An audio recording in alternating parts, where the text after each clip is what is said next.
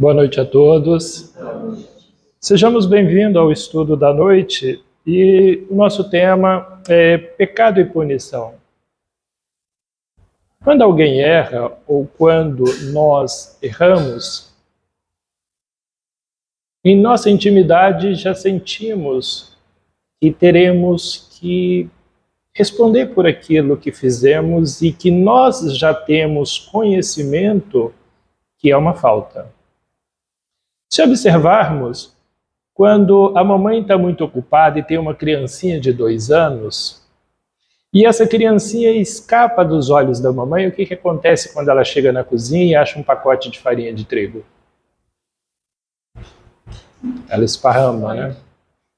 E é interessante que quando a mamãe lembra dela e que vai na cozinha e que acha ela, fica encantado com a arte que ela fez, tira foto, coloca nas mídias sociais e fala: olha o que a minha pimpolha fez, o que o meu pimpolho fez. Aqui nós vamos observar que nós temos 2 eventos. A criança fez algo e não se preocupa com o que fez, porque ela não sente remorso por aquilo que ela fez. Aliás, ela se diverte, inclusive, quando a mamãe aparece. Ri, joga mais farinha para cima. Por outro lado, a mamãe olhando aquela cena, a mamãe sorri, fotografa, coloca nas redes sociais, e aí, como castigo, o que a mamãe faz? Pega a criancinha, dá banho, troca de roupa e coloca ela num cercadinho, para que a mamãe vá, limpe a cozinha, e se ela não tem outra farinha, põe a criança no colo e vai no mercadinho buscar outra farinha para fazer o lanche da tarde. Então a gente vê 2 cenas. A criança que fez algo e não se sente angustiada por aquilo que fez e não tem a consciência de que aquilo lhe dará uma punição.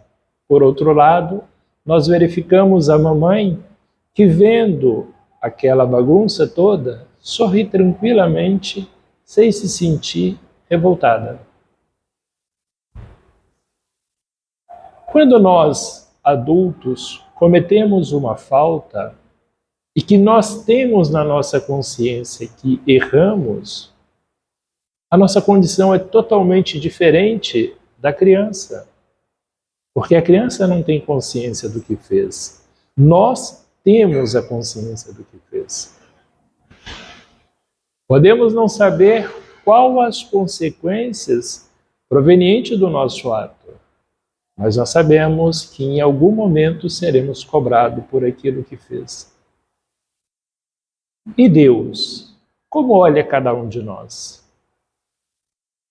A doutrina fala que na era primitiva do planeta, os homens viviam à caça de alimentos, se escondiam nas cavernas, e muitas vezes, com o passar do tempo, um se alimentava do outro homem. E não se sentiam ali eles culpados ou penalizados por aquilo que faziam. Estavam simplesmente matando a fome. E era o recurso que eles tinham, à época, para se alimentarem. Hoje, quando um ser humano agride e mata o outro, como exemplo, dependendo da sociedade aonde ele esteja e dependendo das leis daquela sociedade, ele sabe que cometeu um crime e poderá ser punido. Então Deus olha para nós da mesma forma. Ele observa a idade que nós temos. Mas nós precisamos compreender que Ele não observa a idade física. Quem de nós já não viu aquela situação? Está vendo aquela pessoa de barba branca, cabelo branco, fazendo coisas de criança? O corpo físico é amadurecido, mas qual a idade daquela alma que encontra fixada àquele corpo? O nosso estudo ele tem como base o livro Boa Nova, lá no capítulo 13, Pecado e Punição, pelo espírito Humberto de Campos e a psicografia do Valdo Vieira, junto com o Chico Xavier e o André Luiz. E o que ele traz para nós dentro desse livro sobre punição e pecado? Como Deus enxerga-nos quando cometemos as faltas? E mais, o que a doutrina dos Espíritos nos esclarece sobre o assunto? Mas antes, nós precisamos observar algumas anotações do Cristo e do Emmanuel. No livro Seara dos Médiuns, Emmanuel diz o seguinte: a educação confere discernimento. Frase pequena.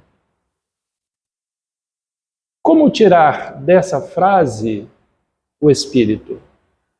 Como buscar dentro dessa pequena frase do Emmanuel um entendimento para nós colocarmos em prática no nosso dia a dia? Então, se nós pegarmos o dicionário da língua portuguesa, nós vamos encontrar o seguinte: educação, ação ou efeito de educar, de aperfeiçoar as capacidades intelectuais e morais de alguém. Tenho eu, no meu dia a dia, buscado me instruir, fazer uma leitura pausada, buscar entender aquilo que eu leio dentro da doutrina dos Espíritos, dentro do Evangelho do Cristo, para que eu possa colocar em prática? Confere é o mesmo que conceder, dar. E discernimento? Discernimento é a aptidão para avaliar algo com sensatez e clareza, bom senso, capacidade para perceber a diferença entre o certo e o errado. Então, nessa pequena frase do Emmanuel, ele nos mostra que somente terá discernimento aquele que for capaz de se instruir antes, porque sem instrução não há capacidade de haver discernimento. E aí ele continua numa outra frase dizendo o seguinte: e o discernimento é a luz que nos ensina a fazer bem, todo o bem que precisamos fazer. Então, para que alguém possa fazer o bem ao outro, ele precisa antes buscar conhecimento e compreensão. Muitas vezes nas casas espíritas nós convidamos alguns para trabalhar junto conosco. E às vezes a gente pergunta: por que você está fazendo isso? E aí aquele tarefeiro diz assim: bom, estou fazendo porque alguém me disse que era para fazer assim. Estou fazendo porque me disseram que é bom. Estou fazendo porque todo mundo faz. Mas ele não compreende a razão pela qual ele precisa fazer aquilo. Como lido no texto, o nosso objetivo é nos tornarmos melhores, porque à medida em que nos tornamos melhores, aonde quer que estejamos, o bem nós espalhamos. Mas se a gente não se melhora, como poderemos ofertar algo a alguém daquilo que não temos? E aí na parábola do bom samaritano, vem então Jesus e nos observa: mestre, que farei para herdar a vida eterna? Nós que estamos na casa espírita, que faço eu, meu anjo da guarda, para evitar o umbral e chegar no nosso lar? Então Jesus lhe perguntou: o que está escrito na lei? Nós sabemos? Nós conhecemos? Porque para se cumprir uma lei, é necessário conhecê-la. Para sabermos que erramos, é necessário antes conhecer a lei. A nossa própria Constituição nos observa o seguinte: o indígena, aquele que não tem carteira de identidade, que vive lá na selva, os crimes que a nós somos imputados dentro da nossa sociedade, que temos carteira de identidade, a eles não.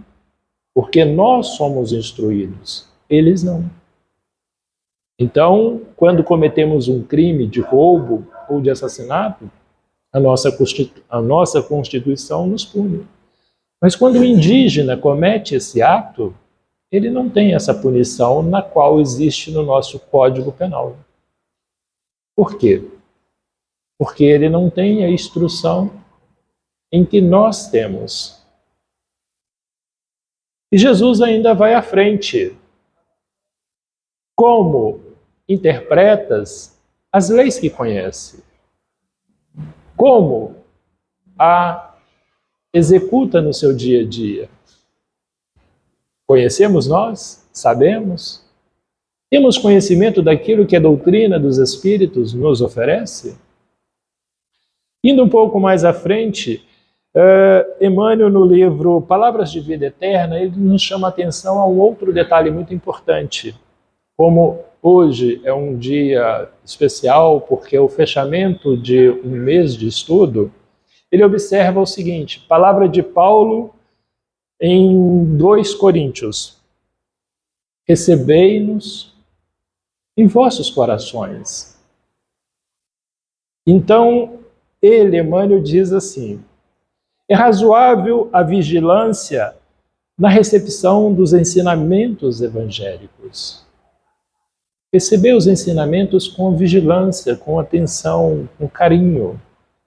Tanto quanto possível, é imperioso manejar as ferramentas do maior esforço para verificar-lhes a clareza dos ensinamentos que nos chegam, de modo a transmiti-las a outrem com a autenticidade precisa.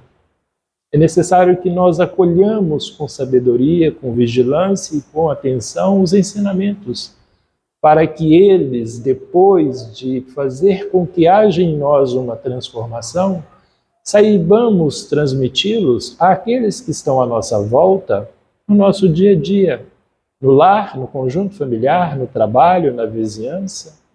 Qual a nossa contribuição para a melhoria do nosso país, do nosso planeta e da humanidade? Exatidão histórica daquilo que nós falamos, citação escorreita, perfeita, correta daquilo que estamos trazendo, lógica natural, linguagem limpa, comentários edificantes e ilustrações elevadas. Como a gente verifica na ilustração ali, há uma imagem do Cristo conversando com um grupo de pessoas e é natural que, com a sua sabedoria, transmite orientação e ensinamento para que aqueles que o escutem possam, mais à frente, tornando os seus discípulos, evangelizar. Primeiro pelo exemplo, quando necessário, por palavras. Atentos à respeitabilidade do assunto, não será justo perder de vista a informação segura, a triagem gramatical, falar com um português o mais correto possível, a imparcialidade no exame, quando estamos analisando um fato, um evento, uma ocorrência, para que a gente não tome partido nem de um, nem de outro, a conceituação digna das palavras, a fim de que impropriedades e sofismas não venham turvar a fonte viva e pura da verdade que se derrama originariamente do Cristo para esclarecimento da humanidade. Sofisma é aquilo que alguém diz para nós e que parece ser verdade, mas na realidade há um fundo de mentira ali. Impropriedades é algo inadequado, impróprio às circunstâncias, ao fato. Ainda assim, urge não esquecer que as instruções do Divino Mestre se nos dirige, acima de tudo, aos sentimentos nossos.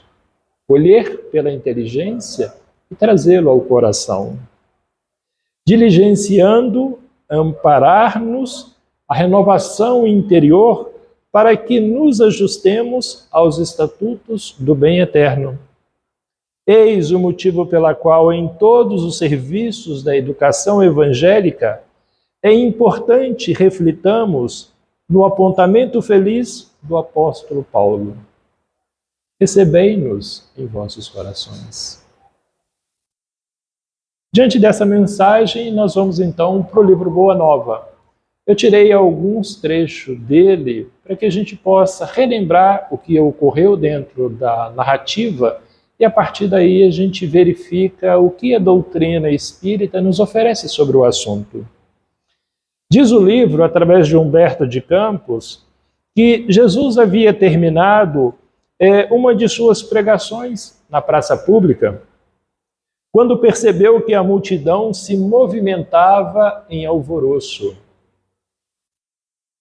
Alguns populares, mais exaltados, prorrompiam em gritos, enquanto uma mulher ofegante, cabelos desgrenhados e faces macilentas, descoradas, se aproximava dele com uma súplica de proteção, a lhe sair dos olhos tristes.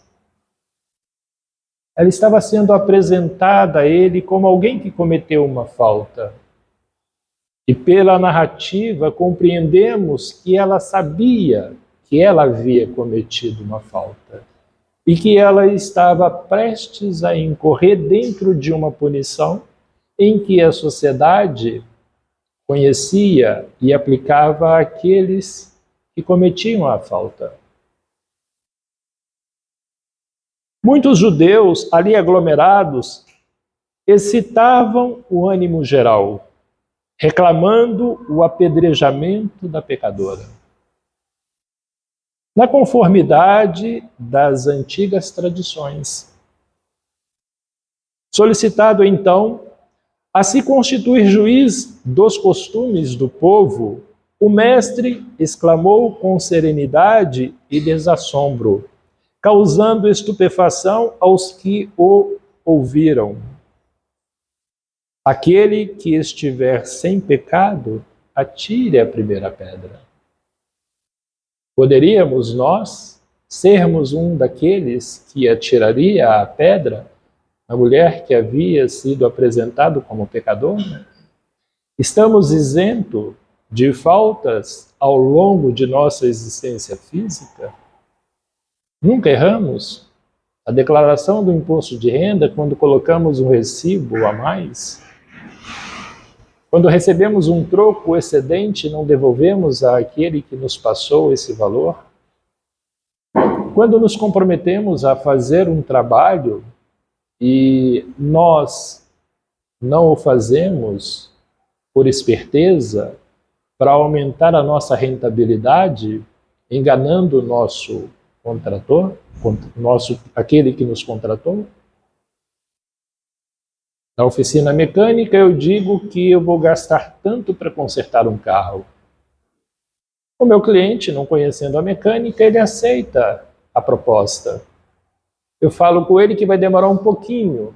Ele vira a esquina, eu aperto um parafuso e emendo um fio. É justo? Eu sou contratado para fazer a pintura deste salão. No contrato, pede-se para que eu use a melhor tinta do mercado. Eu faço o orçamento em cima dessa situação, meu contratante vai embora e me deixa aqui no salão. Eu vou na loja, compro 8 latas de tintas da pior qualidade e 2 latinhas da melhor qualidade. Faço a pintura, deixo as latas de melhor qualidade à vista, entrego a chave ao meu contratante e digo para ele, está feito o serviço. Ele olha, pintura nova, ele fica contente com o acabamento e com o que ele vê, e tudo bem, eu vou embora. E aí? Ele não sabe o que eu fiz, mas a minha consciência e Deus sabem o que eu fiz. Por toda a assembleia se fez sentir uma surpresa inquietante. As acusações morreram nos lábios mais exaltados A multidão em si mesmava-se, voltava-se para o interior de si, porque Jesus disse: aquele que não tiver pecado, que atire a primeira pedra. Então cada um passou a olhar dentro de si e enxergar em si alguma falta para compreender a própria situação.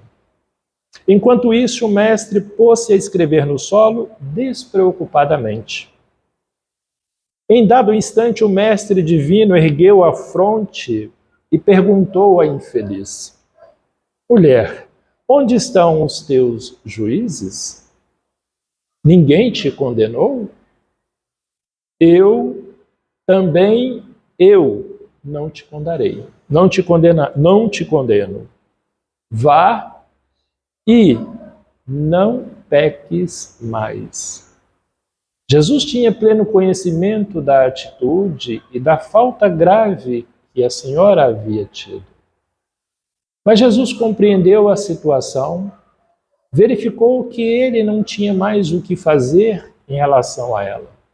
Ele então chama a atenção dela. Vai e não peques mais.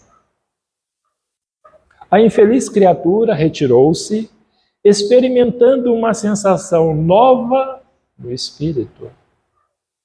O Mestre, o Cristo, sabendo do seu ato e não a penalizando, e ainda por cima, com uma simples palavra, uma simples frase, porém inteligente, bem colocada, no meio de uma multidão exaltada, ele desarmou todos aqueles que desejavam punição, vingança, linchamento, fazendo com que todos voltassem para dentro de si e observassem primeiro a si mesmo para depois agirem diante de um quadro penoso. A generosidade do Messias lhe iluminava o coração, em claridades vivas que lhe banhava a alma toda. Não sabemos o dia seguinte dela, mas pela descrição de Humberto de Campos, demonstra um ser que, por mais uma vez havia errado, se encontrou numa situação tão difícil, mas dado a circunstância, foi convidado a raciocinar sobre as suas escolhas, sobre os seus atos e as possíveis consequências no seu dia a dia. Provavelmente, pensamos, terá ela mudado de postura e seguido um caminho melhor. Nesse interim, João se aproximou e interrogou Jesus, porque alguns discípulos estavam com ele quando o fato aconteceu. Mestre, por que não condenastes a meretriz de vida infame? Jesus fixou no discípulo o olhar calmo e bondoso e redarguiu. Quais as razões que aduzes, que alegas, que justifica, que apresenta em favor dessa condenação? Deste evento, deste fato, deste acontecimento? Sabes o motivo por que essa pobre mulher se prostituiu? Então, os eventos acontecem à nossa volta. E quem os comete tem uma razão de ser. Jesus, em outra passagem, nos pede: não julgueis, para não serdes julgados.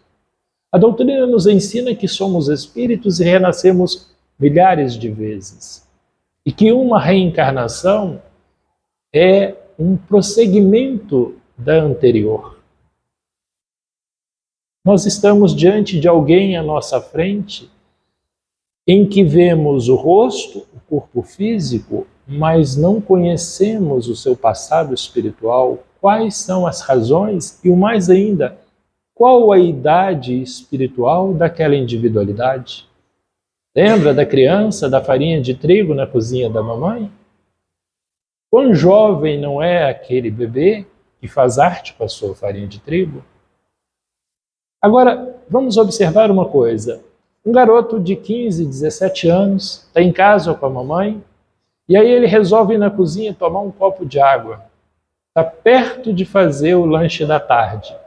E aí ele, sem querer, esbarra no pacote de farinha de trigo que está em cima da mesa, cai no chão, esparrama, cai nele e suja. Bom, claro, cada um de nós tem a mãe que merecemos, né? E conhecemos as nossas mães. O que faria nossas mamães se fosse nós que houvéssemos derramado aquela farinha de trigo no chão dela, nós já com 15, 17 anos? Ela tiraria foto nossa, colocaria no Facebook, diria assim, nossa, olha o que o meu baby fez. Ela nos colocaria num cercadinho, daria banho em nós, limparia e depois nos colocaria no colo e levaria até a venda para comprar outra farinha? Ou talvez ela diria algo assim, sujou? Limpa. Ah, lava a sua roupa, tá? Porque essa eu não vou lavar. Está aqui o dinheiro. Vai na venda, busca outra farinha para mim, porque eu quero fazer o nosso lanche da tarde. Por que essa diferença de trato entre uma criança e a outra?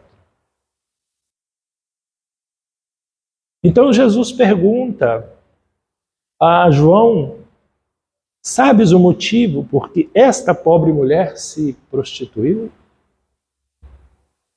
Não sabes quantas vezes tem sido ela objeto de escárnio,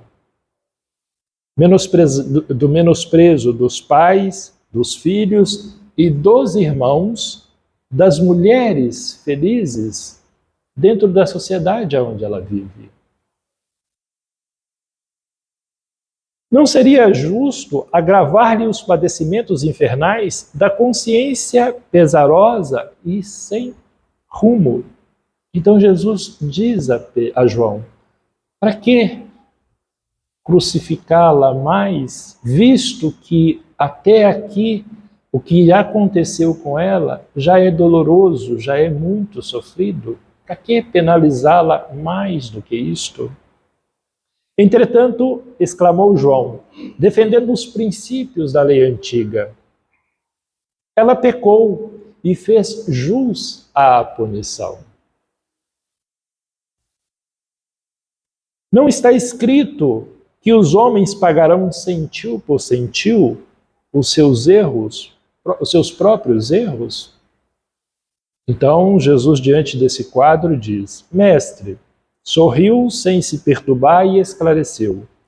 Ninguém pode contestar que ela tenha pecado. Ninguém pode defendê-la do erro que ela cometeu. Ninguém pode dizer que ela não fez. Quem estará irrepreensível na face da terra? É o mesmo que o Jesus perguntou, quem estiver sem pecado, que atire a primeira pedra. E nós vamos verificar que Jesus está falando com João, dizendo, olha, ela errou, mas quem dentro da sociedade, no plano físico, que não cometeu alguma falta que seja? Há sacerdotes da lei, magistrados e filósofos que prostituíram suas almas por mais baixo preço, contudo ainda não se lhes vi os acusadores. Muitas vezes, junto de nós, perto de nós, alguém comete alguma falta grave. Temos conhecimento, mas não o apedrejamos como queríamos apedrejar a mulher. Então, há um momento em que Jesus está subindo de Cafarnaum para Jerusalém e Tiago, vendo um monte de pessoas doentes, ele fala o seguinte, vendo tantos cegos e aleijados aglomerados à passagem, Tiago o interpelou, perguntou a Jesus, mestre, sendo Deus tão misericordioso, por que pune seus filhos com defeitos e moléstias tão horríveis? Porque dentro da sociedade, dentro do nosso lar, ou às vezes conosco mesmo, nascemos com alguma dificuldade, com alguma deficiência. Problema da genética? Falta de sorte? Os pais pecaram e por isso agora eu arco com as consequências? Ou é Deus que está me penalizando por algum fato? Há uma passagem que Jesus cura o cego de nascença. E os discípulos perguntaram para ele: quem pecou, os pais ou ele? Se ele era cego de nascença, como poderia ter pecado nesta vida? Então os discípulos compreendiam que havia na época não reencarnação, porque a palavra não existia, mas o processo de ressurreição. Então eles perguntaram a Jesus: se ele é cego de nascença, quem pecou?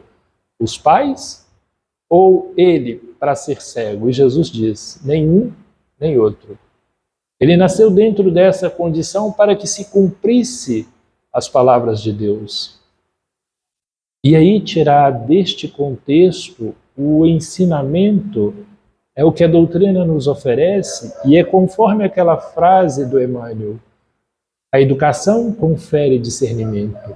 Como buscar dentro de cada frase os ensinamentos ampliados do Cristo que nos permite compreendê-lo, colocá-lo em prática e exercitá-lo no nosso dia a dia, para que mais tarde, compreendendo, possamos ensinar aqueles que estão à nossa volta. Acreditas, Tiago? Respondeu Jesus, que Deus desça de sua sabedoria e de seu amor para punir seus próprios filhos?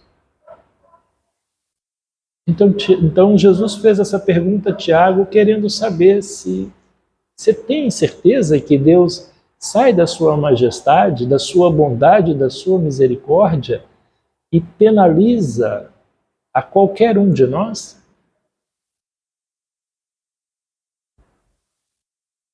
Então, indo para o Livro dos Espíritos, para trazer para nós um entendimento desses trechos que nós vimos do livro Boa Nova. No Evangelho segundo o Espiritismo, lá no capítulo 5, Bem-aventurados os aflitos, nos itens 4 e 6, causas atuais das aflições. Aquilo que nos perturba, aquilo que nos incomoda, aquilo que incomoda aqueles que vivem ao nosso lado. Quais as causas dessas aflições? Então eles dizem que de duas espécies são as vicissitudes da vida, de duas espécies são as atribulações da vida. Rico, pobre, alto, baixo, grande, pequeno. Isso são vicissitudes, são coisas dia, noite. Então, quais são as vicissitudes da vida? Eles dizem que são de duas espécies.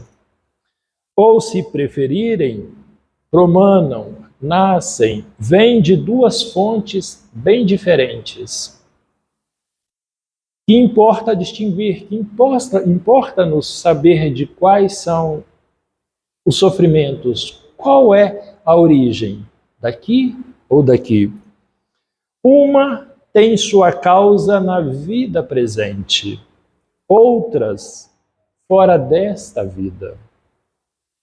Remontando-se à origem dos males terrestres, das lutas e das dificuldades que nós experimentamos ou que aqueles que estão à nossa volta experimentam, reconhecer-se-á que muitos são consequências natural do caráter e do proceder do que os suportam. Outros há também aos quais, pelo menos na aparência, e ele é completamente estranho e que parece atingi-lo como por fatalidade. Um exemplo do primeiro quadro. Reconhece-se quando ele fala assim, reconhece-se que muitos são consequências natural do caráter e do proceder dos que os suportam. Um exemplo, alguém que roubou alguma coisa, mais hora, menos hora, ele é apanhado pela polícia, é processado e preso. As consequências é a prisão, é a falta de liberdade. Cadê a causa? Um roubo que ele fez nesta própria existência. Pois bem, estamos caminhando e de repente uma laje cai sobre nossa cabeça. Fatalidade? Qual a razão pela qual estávamos naquele exato momento quando a laje caiu sobre nós? Por que o nosso anjo da guarda não nos inspirou a ou atrasar a nossa ida ou antecipar a nossa ida para que naquele exato momento em que a laje caísse, não estivéssemos ali? Porque Deus permitiu que eu estaria naquele local exatamente no momento em que a estrutura se rompesse. Fatalidade? Então, o primeiro caso, que é o indivíduo que roubou alguma coisa e agora está preso, nós conhecemos a origem, a razão pela qual ele agora sofre as consequências da prisão. Mas aquele que a laje caiu em cima, não sabemos.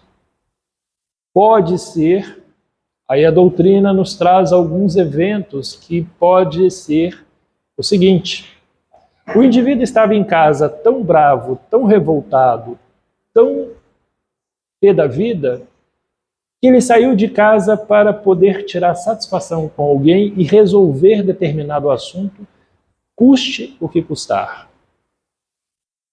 Não seria um bom fim se esse indivíduo que saiu de casa encontrasse o outro.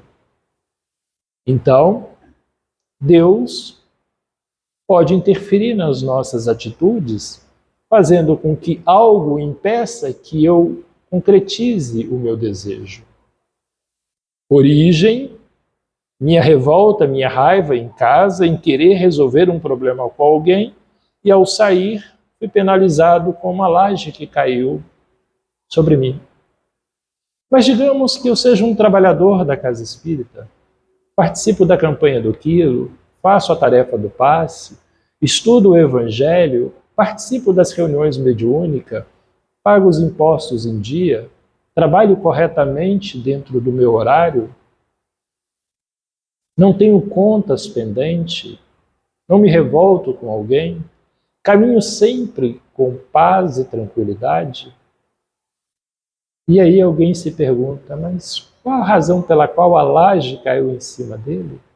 Era uma pessoa tão boa, tão correta, tão honesta. Por que Deus permitiu que ele fosse afetado? Então, para julgarmos de qualquer coisa, precisamos ver-lhe as consequências. Assim, para bem apreciarmos o que em realidade é ditoso ou inditoso para o homem, precisamos transportarmos para além desta vida, e porque é lá, através de outra vida, é que as consequências se fazem sentir. Logo, a vicissitude da vida, os altos e baixos da vida, derivam de uma causa e, pois que Deus é justo, justo há de ser essa causa. Nós podemos não ter uma clareza daquilo que acontece conosco, mas a doutrina nos mostra que se algo aconteceu e se Deus é justo, há uma razão para aquele fato acontecer e não é Deus nos punindo. E aí entra as palavras de Jesus na parábola do bom samaritano, em que o doutor da lei pergunta a Jesus: Mestre, que farei para herdar a vida eterna? E Jesus pergunta: o que está escrito na lei? Como interpretas? E aí, trazendo para a doutrina dos espíritos, o que a doutrina espírita nos oferece para que nós possamos avaliar os eventos que acontecem à nossa volta para saber quais as causas que geraram ele e as consequências daquele evento. Por meio dos ensinos de Jesus, Deus pôs os homens na direção desta causa e hoje, julgando-os suficientemente maduros para compreendê-la, lhes revela completamente a aludida causa. Por meio do Espiritismo, isto é, pela palavra dos Espíritos, nós podemos compreender que Deus não pune a nenhum dos seus filhos. Todos os eventos que ocorrem são frutos das nossas escolhas no dia a dia. E aí eu trouxe algumas observações que a doutrina nos oferece para que a gente, lá na frente, possamos compreender melhor os ensinamentos do Cristo. Aqui nós vemos um jovem, né, e se a gente fizer como na medicina, resolver dissecá-lo, nós vamos perceber que esse jovem ele é desmembrado e nós temos agora um corpo físico e um corpo espiritual. E mais à frente, o espírito. A doutrina diz que nós somos espíritos. Se somos espíritos, então significa que nós somos aquela centelha ali. A doutrina vem e nos diz: o espírito é, se quiserdes, uma chama, um clarão ou uma centelha etérea. Por que a doutrina diz, se quisermos, o espírito é uma chama, um clarão, uma centelha etérea? É simples. No nosso dicionário não tem palavras ainda para descrever o que é o espírito e como ele é. Então os espíritos se valeram de algum termo que pudesse dar a nós uma ideia do que pode ser o espírito que habita um corpo físico. Por exemplo, se pudéssemos voltar no ano de 1500 e falar assim: Pero Vaz de Caminha, Pedro Cabral descobriu o Brasil. Mande agora uma carta para o rei, mas faz o seguinte, em vez de você escrever no papel, faz um zap para ele. Pero Vaz de Caminha diria para nós: olha, faço, mas me diga o que é isso e como é que funciona essa coisa. Então imagina nós termos que explicar para ele o que é energia elétrica, o que é fio, o que é antena, o que é chip, o que é celular, para depois explicar para ele o que é o WhatsApp. Nós perderíamos uma eternidade e ele não conseguiria compreender.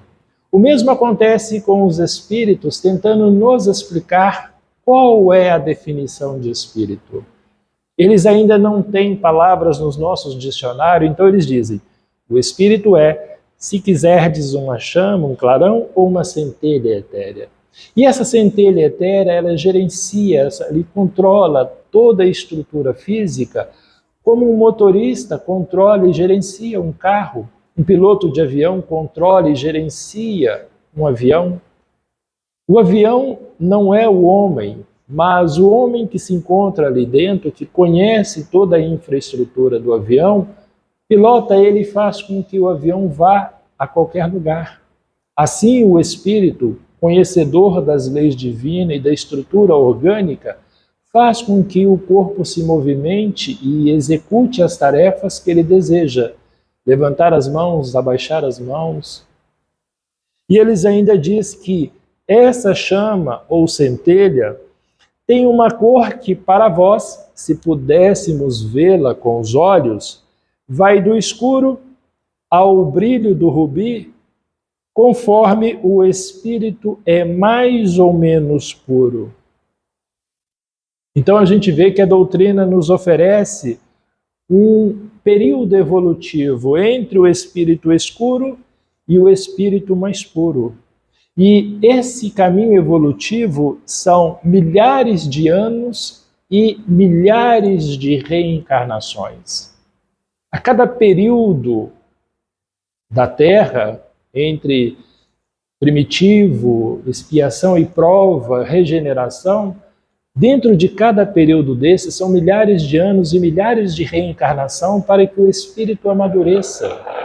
Então, a doutrina mostra que o espírito surge bebê, tão bebê quanto os bebês que as mamães têm. E aí nós precisamos nos perguntar quando estamos diante de alguém: qual a idade espiritual deste ser que se encontra na minha frente, que está agindo de forma completamente diferente da minha, de forma muito rude, muito severa, muito áspera? necessariamente não pode ser uma alma mais amadurecida. Tem que ser uma alma mais jovem. Por isso age com esse característico. E vamos observar que o espírito surge, o espírito escuro, ele surge bebê. Mais tarde, ele alcança a condição de espírito puro, cor de rubi. Então, para efeito didático, nós temos o espírito criança, essa corzinha verdinha, o espírito jovem, o espírito adulto sem instrução. O espírito adulto sem instrução não é aquele que não sabe ler e escrever. É o espírito já com bastante conhecimento da vida física, da vida material, entende matemática, português, física, química, com tranquilidade. Mas ele ainda não compreende a Deus. Ele entende que morreu, acabou. O espírito adulto com instrução é aquele indivíduo que sabe muito bem matemática, português, ciência, e ele crê em Deus. E o espírito adulto com instrução e evangelizado é aquele que crê em Deus e crê nos espíritos. São almas mais instruídas, já nasceram mais vezes, carregam mais conhecimento da vida espiritual e por isso têm mais responsabilidade para consigo, para com seus atos e mais responsabilidade com aqueles que estão à nossa volta. Normalmente no lar nós temos uma mãe, um pai e um monte de crianças. Deus é sábio. Normalmente num conjunto familiar podemos ter um espírita, dois espíritas e um monte de outras almas nascidas daquele conjunto familiar que muitas vezes são católicos, evangélicos, ateus ou então alguma outra religião qualquer que não acredita em Deus, que não acredita em reencarnação. Se nós sabemos sobre Deus, sobre a reencarnação, sobre o mundo espiritual, a quem cabe a tarefa de ter paz e paciência e a responsabilidade de ajudar aqueles que ainda não sabem disso a compreender a vida espiritual. Então a doutrina mostra que os espíritos, mesmo o bebê, ele nasce num corpo físico. O bebê, esse corpo chega a 40, 50, 100 anos, o corpo morre, mas o espírito continua bebê. E ao longo de milhares de anos, esse processo vai se desenvolvendo. Meu tempo... Oi? Tranquilo? Então nós vamos observar que nesse gráfico evolutivo nós temos ali o mundo primitivo, expiação e prova, regeneração feliz e puro. Observamos, lá no mundo primitivo, quais são os espíritos que ocupam em maior volume a Terra? Os espíritos bebês. A maior parte dos espíritos no mundo primitivo é espíritos bebês. Mas aí nós precisamos lembrar de Emmanuel no livro A Caminho da Luz, que ele diz que o planeta de Capela, muitos espíritos em graus evoluídos, elevados, criando dificuldade na regeneração daquele planeta, foram expulsos daquele planeta. Ficaram no mundo espiritual lamentando a sua perda de não poder renascer novamente no seu planeta de origem. Diz Emmanuel que que Jesus se aproxima desses espíritos em sofrimento e angústia no mundo espiritual e oferece a eles uma tarefa, uma missão de auxiliar, de amparar e de instruir espíritos jovens e, em contrapartida, eles corrigiriam as falhas do seu passado. E esses espíritos, muitos deles, aceitaram o convite e surgiram na Terra, aonde o planeta era ainda de provas e expiações, e a maioria dos espíritos encarnados eram espíritos bebês. Emmanuel diz ainda no livro Evolução em Dois Mundos, A Caminho da Luz, que ainda nos dias de hoje há muitos espíritos capelinos no meio nosso. E por que eles ainda se encontram? Porque eles ainda preferem a satisfação da vida física do que a satisfação da vida espiritual. E vamos observar que quando os espíritos começam a crescer, chegando à condição de espíritos crianças, estão ainda no mundo primitivo. Quando os espíritos alcançam a condição de espíritos jovens, a Terra agora já é um planeta de expiação e provas. E ao longo de milhares de anos e milhares de reencarnação, esses espíritos se tornam adultos. Mais tarde, esses espíritos alcançam a sabedoria divina e vão para os mundos de regeneração. Mas como a Terra também evolui, nós caminhamos junto com ela. Mais tarde, mundos felizes e depois puros. E aí a doutrina nos diz o seguinte: a vida do espírito, isso está no Livro dos Espíritos, a vida do espírito em seu conjunto apresenta as mesmas fases que observamos na vida corporal. Ele, o espírito, passa gradualmente do estado de embrião ao de infância para chegar, percorrendo sucessivos períodos, ao de adulto, que é o da perfeição. Com a diferença de que para o espírito não há declínio nem decrepitude como na vida corporal.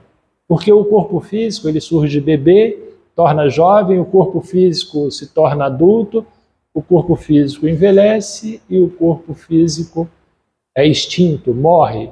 Mas o espírito, uma vez criado por Deus, ele só avança, ele só evolui e ele só cresce. Não tem fim para o espírito.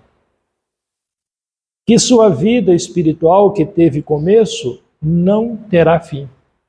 Então vamos observando que os espíritos que estão em planetas mais evoluídos, eles normalmente nascem no meio dos espíritos menos evoluídos para ajudá-los a melhorar. E aí, muitas vezes, esses espíritos mais evoluídos nascem em situações difíceis, não porque estão sendo penalizados por algum ato que cometeram na vida passada, mas para servir de exemplo para nós. No livro O Céu e o Inferno, nós temos lá o número 4, é o nome do capítulo, da lição. É um espírito que já não tinha mais nenhuma situação penosa para passar na reencarnação. E Deus, palavras dele, precisando de um espírito bondoso que pudesse se servir de exemplo para nós que sofremos e choramos e reclamamos da nossa condição, Deus precisava de um espírito que pudesse renascer em condições tal e servisse de exemplo. E aí esse espírito, ele nasceu. Ele é tratado no hospital como número 4. Ele já nasce com enfermidades, com grandes dificuldades físicas. Já bem cedo ele é internado no hospital e por lá ele fica porque a família com poucos recursos não conseguia acompanhá-lo no hospital. E assim, entre os 3, 4 anos de idade até os 10 anos, ele vive no hospital, com o seu corpo todo contorcido e que provocava dores nele. E ele, muito pacificamente, chorando por causa das dores do corpo, se mantinha em paz e tranquilo e servindo de exemplo para adultos que às vezes estavam com uma dorzinha na junta e reclamando de Deus, você me abandonou aqui. E aí aquele adulto vendo aquela criança toda contorcida, com grande sofrimento e se mantendo em paz e com calma, a gente olha e a gente pensa, como posso eu chorar, sendo que há alguém à minha frente com um sofrimento maior? Então vamos observar que os espíritos eles deslocam de um planeta a outro conforme a necessidade. Há aqueles que alcançam melhor nota na existência e avançam para mundos mais elevados, e há aqueles que saem de mundos mais elevados, como Cristo, nascendo no nosso meio. Há aqueles entre nós que pecam tão gravemente que não podem mais viver no nosso meio, e são convidados a se retirar do nosso planeta Terra. E assim são enviados então para planetas inferiores, aos quais sentirão na pele a rudez daquele planeta, mas como já carregam o conhecimento, pois já passaram por aquela fase, levam o seu ensinamento às pessoas, aos espíritos que ali vivem. Oi? Esse exemplo que você deu do impacto é justamente o exemplo do Gilmar. Nem ele pecou, nem os pais, mas se cumprisse essas escrituras. Bem lembrado, porque quando Jesus cura o cego de nascença, os discípulos perguntam: quem pecou? Foram os pais ou foram ele? E aí, no caso desse número 4, que está no livro Céu e Inferno, o processo é o mesmo. Ele não pecou. Ele nasceu para que se cumprisse as determinações de Deus. E qual era a determinação de Deus para esse espírito? Que ele vivesse em condições extremamente duras, extremamente dolorosas, mas para servir de exemplo para aqueles que estavam internados no hospital e, vendo a sua condição, pudesse se resignar da sua condição, dado que uma criança sofria mais do que ele. Então esse espírito nasceu para ser modelo, guia e exemplo para nós. E assim muitas vezes acontece, né? No nosso lar nós temos uma criança que a gente vê, a situação dela é muito difícil, mas ela é muito tranquila. Porém, do outro lado, nós temos outra criança no mesmo lar que é da pá virada. E no mesmo lar temos outra criança que é uma paz, é uma tranquilidade. Então nós temos 3 características. Um espírito que nasceu em grande dificuldade, que não reclama da sua situação no mesmo lar, um espírito que é extremamente rebelde no mesmo lar e um espírito que é extremamente pacífico no mesmo lar. Qual a idade espiritual deles e quais as razões pelas quais estão experimentando um facilidade, outro dificuldade? Indo mais à frente,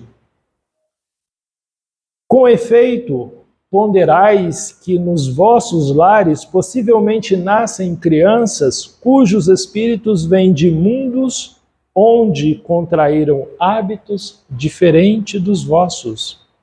E aí, para a gente ter uma ideia, é o que a doutrina nos oferece, está lá no livro A Gênese, lá no capítulo 18, como é que é constituída a sociedade dos espíritos no planeta Terra? Isso aqui é só um material didático para a gente ter uma noção do que a doutrina nos oferece. Nós vamos observar que aqui são os espíritos mais jovens que existem dentro do planeta. E onde eles estão? A doutrina diz que são selvagens, aqueles que vivem lá no meio da mata e que não têm contato ainda com a civilização. São almas mais jovens que temos no planeta. Eles ainda são canibais, jogam flecha no outro, vivem dos animais, da floresta e se escondem no meio da mata e das grutas. A outra faixa amarela maior, quem são? São os espíritos adultos em graus variados, que uns não acreditam em Deus, outros creem em Deus, e são espíritos que estão caminhando para uma fase mais evolutiva, que é de crer em Deus e nos espíritos, mas eles ainda estão afastados. Quem são os espíritos aqui nesse roxinho? São os espíritas, são os que creem em Deus, na vida espiritual, na reencarnação. E essa outra faixazinha bem fininha, são os espíritos elevados que vêm de outros planetas ajudando os espíritos espíritas a se instruírem para ajudar essa outra faixa amarela maior. Se observarmos dentro do nosso lar, do nosso conjunto familiar, eu sou espírita.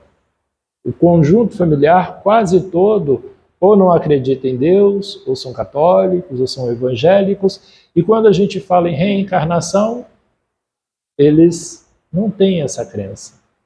Jesus diz: vão, divulguem o evangelho, evangelizem. Se necessário, façamos por palavras, mas devemos evangelizar através do exemplo. Indo mais à frente, nós vamos observar que no Livro dos Espíritos nós temos a resposta para as punições e para os pecados. Livro dos Espíritos 393. Essa questão é uma dentre, eu acho que 40 ou 50 questões que têm a mesma característica. Essa é bem marcante. Ela diz o seguinte: quando o espírito volta à vida anterior, quando o espírito desencarna e vai ao mundo espiritual, nós, por exemplo, antes de estarmos encarnados aqui, a gente estava lá no mundo espiritual. Diante dos olhos se lhe estende toda a vida pretérita. Então a gente olha para o nosso passado, nós olhamos para aquilo que nós fizemos, nós olhamos aquilo a quem ferimos, nós olhamos as leis divinas que ferimos, vê as faltas que cometeu e que deram causa ao seu sofrer. Assim, como de que modo as teria evitado? Reconhece justa a situação em que se acha e busca então uma existência capaz de reparar. Escolhe provas análogas, iguais às de que não soube aproveitar, ou lutas que considere apropriadas ao seu adiantamento. E aí eu vou trazer uma lição que ela é muito interessante, ela está no livro Os Missionários, o Mensageiro, tem aqui a referência dela, e que nos mostra exatamente isso. Alguém que depois de desencarnar, olhou para o seu passado, enxergou as suas faltas, pediu a oportunidade de nascer em determinada condição. Estando nós aqui encarnados, a doutrina diz que nós esquecemos a vida passada. Temos consciência e clareza por que o espírito esquece das existências passadas? A razão é simples. Quando nós estamos no mundo espiritual, nós não temos nenhum corpo físico que limite a nossa visão, o nosso modo de ver, pensar ou sentir. Mas quando o espírito nasce, ele recebe um corpo novinho, bebê. E esse corpo novinho, bebê, o que ele tem? Uma memória física novinha, sem nenhuma informação, sem nenhuma letra, sem nenhum número, absolutamente nada. E observamos que a mamãe precisa ajudar esse espírito num corpo bebê a se desenvolver. Então ela ensina ele a andar, a falar, ela o amamenta, troca de roupa, dá banhozinho nele, ajuda ele a aprender as primeiras letras, ajuda ele a ir à escola, ele aprende as primeiras letras, depois os primeiros números, as primeiras frases, e assim aos poucos ele vai preenchendo a sua memória física com informações. Mas à medida em que ele vai tendo contato com os dados técnicos, com as informações, se ele é um espírito que já vivenciou aquela lição, aquela matéria, o que acontece? Ele tem muita facilidade em captar os ensinamentos. Quem de nós já não estava dentro da sala de aula e depois de 30, 40 minutos o professor falando, gente, olha, física e tal, e aí a turma diz, olha, professor, não entendi nada. Ele diz, não entendi nada, não pode, porque tem 40 minutos que eu estou falando com vocês. Porém, tem alguém no meio da turma que levanta a mão e fala, professor, entendi tudo. Mas como assim? Esse indivíduo tem um cérebro melhor do que o meu, que não entende nada? A razão é muito simples. À medida em que nós, espíritos, que já vivenciamos uma matéria em existência passada, já fui médico, já fui engenheiro, já fui piloto, então o que acontece? Quando eu tenho contato com aquela matéria nesta existência, as coisas deslancham com mais facilidade. Por quê? Minha memória espiritual tem a permissão de ir completando as informações que eu estou adquirindo dentro da sala de aula. Isaac Newton, por exemplo, Tesla, E assim, todos os gênios aos quais nós conhecemos. E nós temos um exemplo prático disso aí, só que a gente muitas vezes não dá atenção à informação. Jesus é um espírito elevado? É. Veio de mundos muito mais elevados? Veio. Não é por causa dele que estamos aqui reunidos, por causa dos seus ensinamentos, da apresentação dele, de Deus para nós? No entanto, ele nasceu num corpo pequenino, bebê. Maria precisou acalentá-lo no colo, deu de mamar, trocou as fraldas, deu banho, ensinou a ele o que era maçã, o que era banana, ajudou ele a aprender a andar. Ele aprendeu as primeiras letras, as primeiras palavras. José, o pai, lhe ensinou o ofício de marcenaria.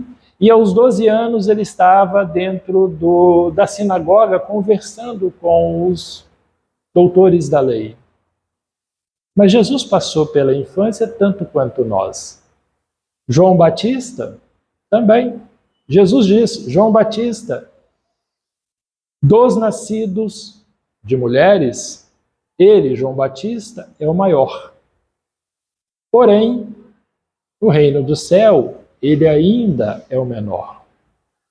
Então, a doutrina nos mostra que quando nascemos, trazemos conosco compromissos que nós assumimos. Então,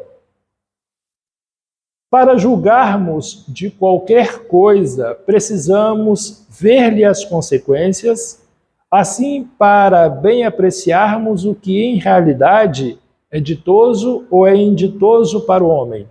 Precisamos transportarmos para além desta vida, porque é lá que as consequências se fazem sentir. E aí nós vamos verificar a queda de Otávio. Provavelmente alguns de vocês devem conhecer a lição, e ela nos diz o seguinte: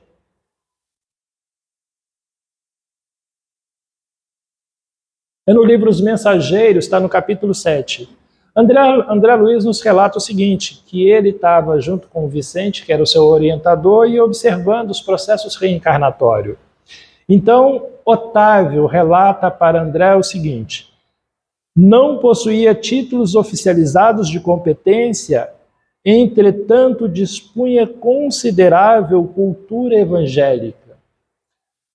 Otávio é um espírito com conhecimento da vida espiritual, da doutrina espírita e de um grau bem evolutivo. Ele estava no nosso lar desencarnado lá. Os mordomos de bens da alma estão investidos de responsabilidades pesadíssimas. Então ele tinha no mundo espiritual plena consciência da responsabilidade que ele tinha quando ele reencarnasse, pois ele é um espírito de uma envergadura moral, de um conhecimento da vida espiritual e intelectual bastante elevada.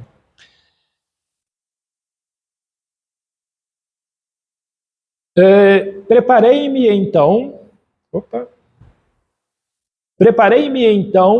durante 30 anos consecutivos para voltar à Terra em tarefas mediúnicas. Então, uma vez que ele deu a permissão para ele reencarnar, durante 30 anos no mundo espiritual, ele fez todo um preparativo. Quem seria a mãe, quem seriam os irmãos, em que local ele iria nascer e quais as tarefas ele iria desenvolver na Terra. Isso não é engessado, é um planejamento. Chegando aqui na Terra, cada um de nós decide o que fazermos. Se temos livre-arbítrio no mundo espiritual, quando renascemos, apesar de não lembrarmos o que nós nos comprometemos lá, temos a intuição e temos o livre-arbítrio de fazer as escolhas conforme o nosso desejo. Desejoso de saldar minhas contas e elevar-me a alguma coisa em relação à vida espiritual, me tornar melhor, o Ministério da Comunicação favoreceu-me com todas as facilidades e, sobretudo, 6 entidades amigas movimentaram os maiores recursos em benefício do meu êxito lá no nosso lar. Técnicos do auxílio acompanharam-me à Terra. Na véspera do meu renascimento, entregando-me um corpo físico rigorosamente sadio.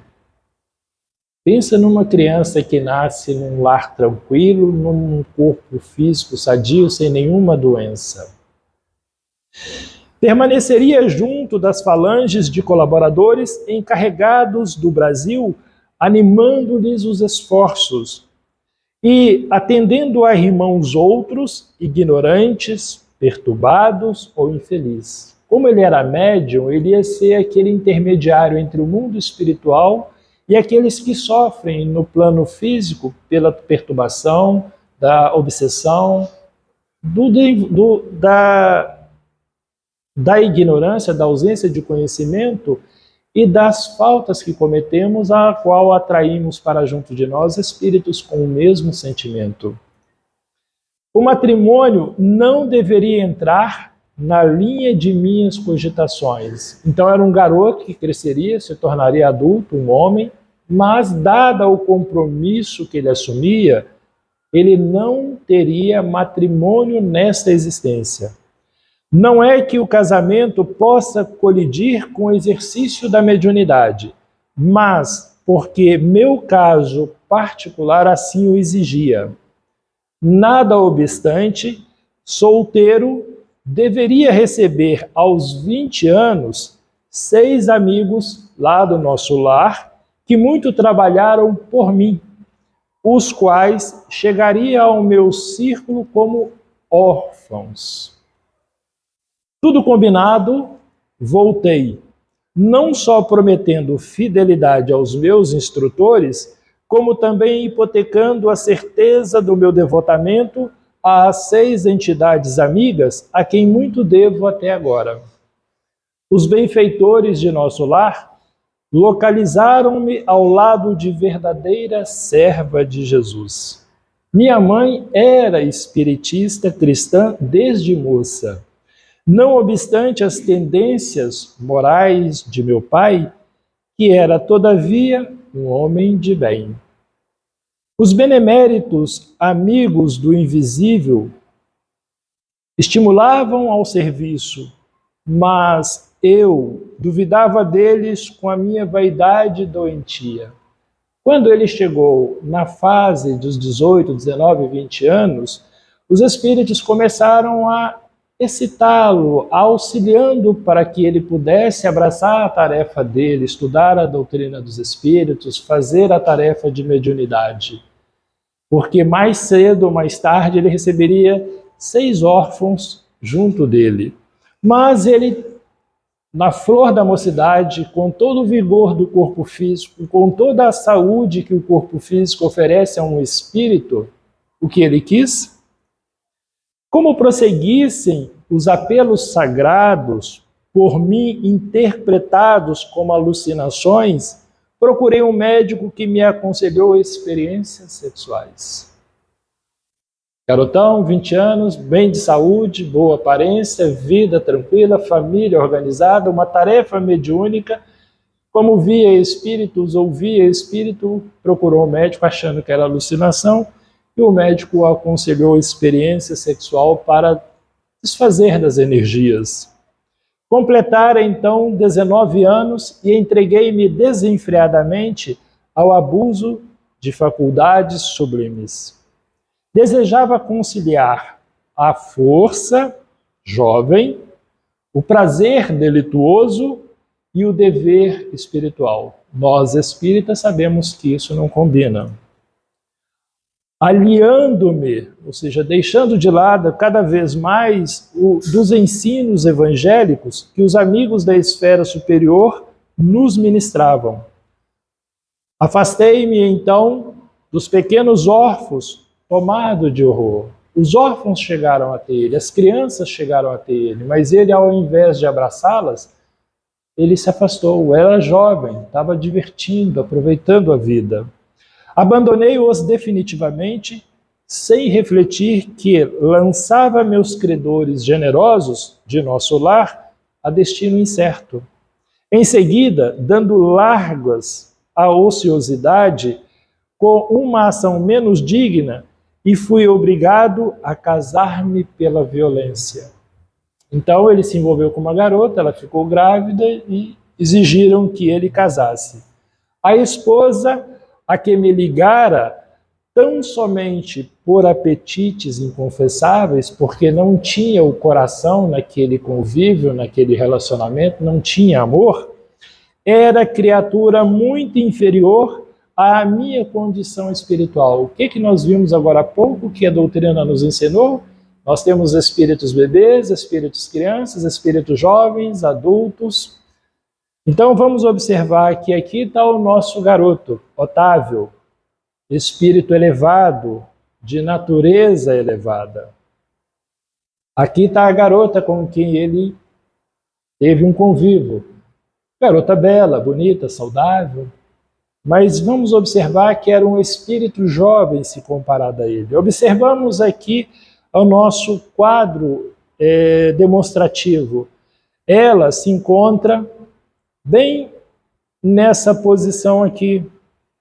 Era um espírito adulto sem instrução. Não acredita em Deus e nem no mundo espiritual. Morreu, acabou. E Otávio está numa posição bem elevada em termos de conhecimento. Por isso, ele descreve, era uma criatura muito inferior à minha condição espiritual. Por que essa diferença? Porque era um espírito jovem.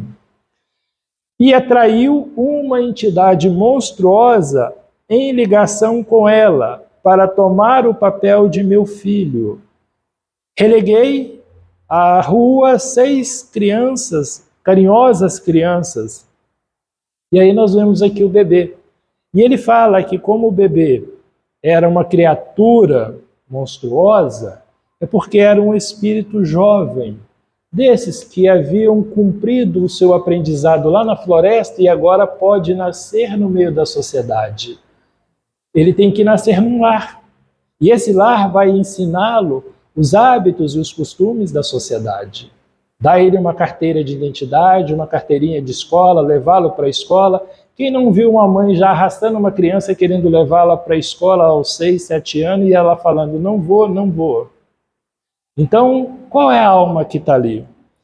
Então, ele diz que releguei à rua 6 carinhosas crianças cuja convivência concorria decisivamente para minha segurança moral, mas a companheira e o filho ao qual passou a estar comigo, ao que me pareceu, incumbiram-se da vingança. Atormentaram-me ambos até o fim da existência, quando para aqui regressei novamente ao nosso lar, desencarnando. Mal tendo completado 40 anos, roído pela sífilis, pelo álcool e pelos desgostos. Como vê, realizei todos os meus condenáveis desejos, menos os desejos de Deus. Foi Deus que o puniu dentro do quadro em que ele se encontrava? Ou foi ele, pelas escolhas dele, que criou um caminho difícil para experimentar? E aí a gente vê que, voltando lá no Humberto de Campos, ele diz, quando Tiago fala assim, vendo tantos cegos e aleijados aglomerados à passagem, quando Jesus ia de Cafarnaum para Jerusalém, Tiago interpelou, mestre, sendo Deus tão misericordioso, por que pune seus filhos com defeitos e moléstias tão horríveis? Jesus diz, acreditas, Tiago? Respondeu Jesus, que Deus desça de sua sabedoria e de seu amor para punir seus próprios filhos? O Pai tem o seu plano determinado com respeito à criatura, à criação inteira. Todo o plano, todo o planeta, todo o universo é um plano divino. Mas, dentro desse plano, cada criatura cabe uma parte na edificação, pela qual terá de responder. Abandonando, como a gente viu o caso do Otávio, o trabalho divino, e no caso dele era o de mediunidade, para viver ao sabor dos caprichos próprios, a alma cria para si a situação correspondente, trabalhando para reintegrar-se no plano divino depois de se haver deixado levar pelas sugestões funestas, contrárias à sua própria paz. Então a gente viu que o Otávio, como nosso exemplo, tinha um caminho bom, providencial, planejado, e que foi ele que escolheu e Deus deu a permissão. Chegando aqui na Terra, ele desviou o seu caminho e arcou com consequências graves. Indo para o nosso fim, Humberto ainda diz que as criaturas transviadas são as que não souberam entrar na posse de seu quinhão divino, permutando-o, trocando pela satisfação dos seus caprichos no desregramento ou no abuso, da egolatria ou no crime, pagando alto preço pelas suas decisões voluntárias. Então nós observamos que a luta que experimentamos no nosso dia não é uma punição de Deus. Como a gente vê nessa própria imagem, esse bonequinho que carrega a sua cruz e em cada ponto do caminho ele pede a Deus para cortar um pedacinho da sua cruz. Mas quando chega ao fim do caminho em que ele se encontra, ele precisa da cruz para fazer uma ponte e alcançar o céu. E aí a cruz dele está encurtada. Ele deixou para trás tarefas, compromissos e responsabilidades que ele havia assumido no mundo espiritual.